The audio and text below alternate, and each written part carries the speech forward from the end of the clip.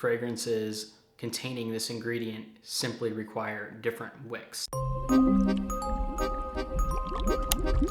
Hello everyone, if you're new here, I'm Alan with Earthglow, and this channel is all about sharing the joy of candle making. In today's video, I'm going to talk about a topic that I don't feel like covered very much in the candle making community, but if you are a maker, you've probably encountered this. If not now, you will down the road. And this is a topic that will hold true no matter which wax you're using, no matter what wick series you're using. Fragrances with this ingredient simply oftentimes require different wicks. Now, the mystery ingredient I'm talking about here is vanilla, sometimes called vanillin, sometimes called ethyl vanilla, sometimes called ethyl vanillin. All these things basically refer to the same types of components, and they are going to almost always change the way that your candle burns if there's more than 5% in the fragrance. Now, you can usually tell this if you go to your supplier's website, and they will oftentimes have a little box that says that the fragrance contains more than 5% vanilla or more than 5% ethyl vanilla, any one of those names that I mentioned. And oftentimes they provide that information for cold process soap purposes, because it will also cause the fragrance to discolor, usually to brown, in cold process soap.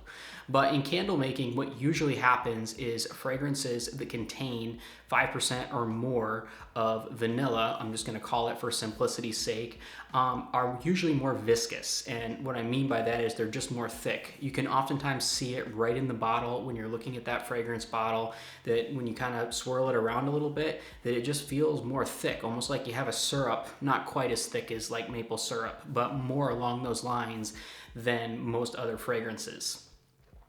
Now, usually what happens is these require you to wick up a size within whatever wick series you're using. So say, for example, you're burning a candle in a 3-inch diameter container and you're using CB2 wax in a CDN6 wick, just for example.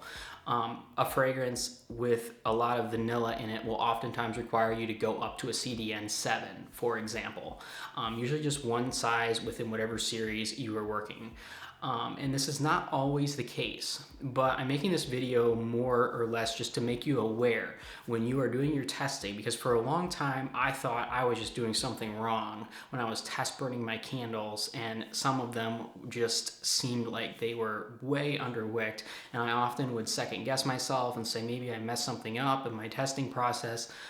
More than likely, it's just because that fragrance is thicker. It's requiring more energy for it to be essentially wicked up through that capillary action, and for the candle to burn. It's just requiring a whole lot more energy. So what you can do to combat this is just use a bigger wick, usually by one size. Now, of course, you always want to test everything out and make sure that it burns the way that you expect it to, but that usually will resolve the problem entirely.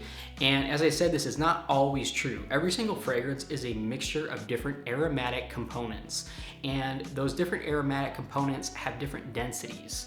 And so the fragrance itself, because of its density and because of the different aromatic materials in it, they all perform slightly differently. And I know that that's a lot of work to say that you need to test every single oil, but I'm telling you firsthand that if you do that and you put in that extra time to have an excellent performing candle, as opposed to a decent performing candle, or a decent performing candle that's not quite consistent within your line, because some are going to do better than others if you're just using the same wick without testing every single scent. Going that extra mile is going to cause your product line to have that much more stability and integrity, so that from one candle to another, your customers know exactly what they're going to expect and going to get.